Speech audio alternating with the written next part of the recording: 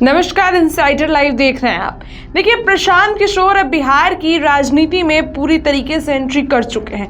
तीसरा विकल्प जो है अब लोग उन्हें देख रहे हैं। प्रशांत किशोर जिस तरीके से यात्रा करते हैं और उस यात्रा में एक रिसर्च के दौर पर वो पेश करते हैं किस तरीके से एनडीए हो गई या फिर लालू तेजस्वी अपने शासनकाल में बिहार की जनता को बेवकूफ बनाए, ये साफ साफ प्रशांत किशोर कहते हैं। देखिए, बता दें कि 2 अक्टूबर को अब जो है 1 महीने से भी काफ़ी कम समय अब बच गया है। प्रशांत किशोर जिस दिन अपनी पार्टी लॉन्च करने वाले हैं, वैशाली में देखिए वो पार्टी लॉन्च करेंगे।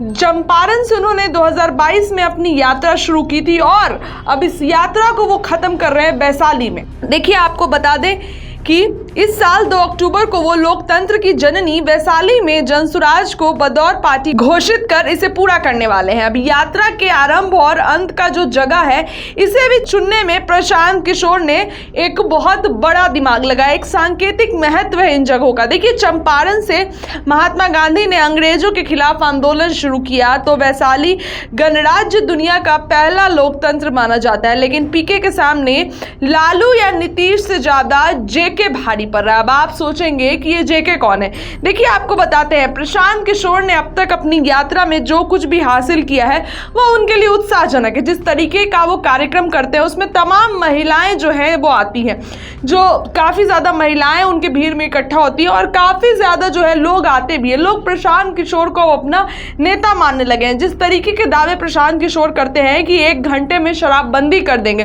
कोई छठ पूजा में आएगा तो उनको वापस रोजगार के लिए नहीं जाना पड़ेगा, पलायन खत्म कर देंगे, और आप अगर वोट दीजिए तो मेरे लिए नहीं, अपने बच्चों के लिए वोट दीजिए, अपने भविष्य के लिए वोट दीजिए। प्रशांत किशोर ये साफ साफ कहते हैं और ये दावा भी करते हैं कि अगर हम सत्ता में आ गए तो बिहार में पूरे तरीके से रोजगार और पलायन खत्म कर देंगे। एक बड़ा वोट बैंक साधने की कोशिश करते हैं। लेकिन फिर भी यहाँ एक बड़ा सवाल खड़ा होता है कि प्रशांत किशोर, लालू, तेजस्वी, नीतीश इन सबसे लड़ लेंगे, लेकिन जेके से कैसे लड़ेंगे। अब आप सोचेंगे जेके कौन है। देखिए, जातिवाद का कीड़ा बिहार में जब चुनाव होता है या बदौर चुनाव भी सबसे ज्यादा जो कड़वा सच है, चुनाव में सबसे बड़ा सच जो सामने निकल कर आता है वो जातिवाद का कीड़ा होता है। लोग आज भी जाति को अपना मानते हैं, भले ही 2 जगह। देखिए, कई जगहों पर इस बार निर्दलीय ने चुनाव जीता है।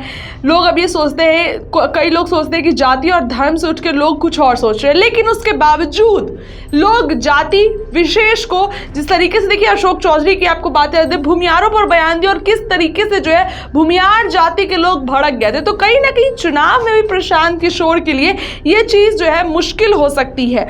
देखिए, कोई कहे या ना कहे, लेकिन जातिवाद लोगों में अभी भी है। अब देखिए, जाति के आधार पर एमवाई हो गया, लौकुश समीकरण बनते हैं। कोई खुद को दलितों का नेता बोलता है, भूमियारों का नेता बोलता है, तो राजपूतों का नेता बोलता है। अब ऐसे में ये बड़ा सवाल उठता है कि प्रशांत किशोर इस जातिवाद के कीड़े को कैसे खत्म करेंगे और लोगों को जो है वो अपने तरफ खींचेंगे। देखिए, विधानसभा चुनाव में 7 मुसलमान को टिकट देंगे, ये प्रशांत किशोर कहते हैं। महिलाओं को प्राथमिकता देंगे, दलितों को उनका वाजिब हक देंगे।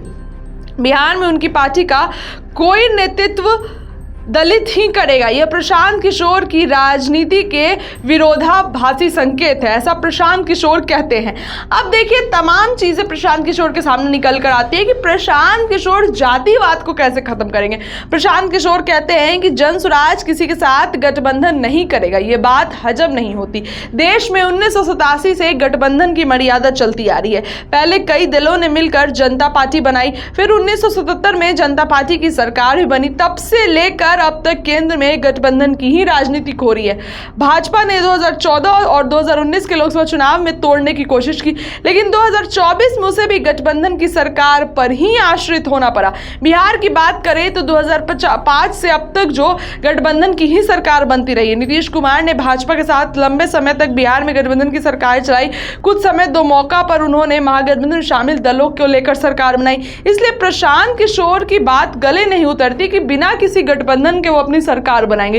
ये चीज बिहार में कहीं ना कहीं नामुमकिन है, क्योंकि अब तक जो है गठबंधन की सरकार चलती आ रही है। प्रशांत किशोर भले ही 2 तारीख को अपनी पार्टी की लॉन्चिंग कर रहे हैं, लेकिन विधानसभा चुनाव प्रशांत किशोर के लिए मुश्किल होने वाला है, क्योंकि बिहार के लोगों में अभी ना कहीं राजनीति ही भरी हुई है और राजनीति में जातिवाद भरा हुआ है। क्या होगा ये देखने वाली बात होगी। फिलहाल इस खबर के लिए इतना ही। जुड़िए अपने चैनल के साथ, अपनी राय रखिए। बहुत बहुत धन्यवाद।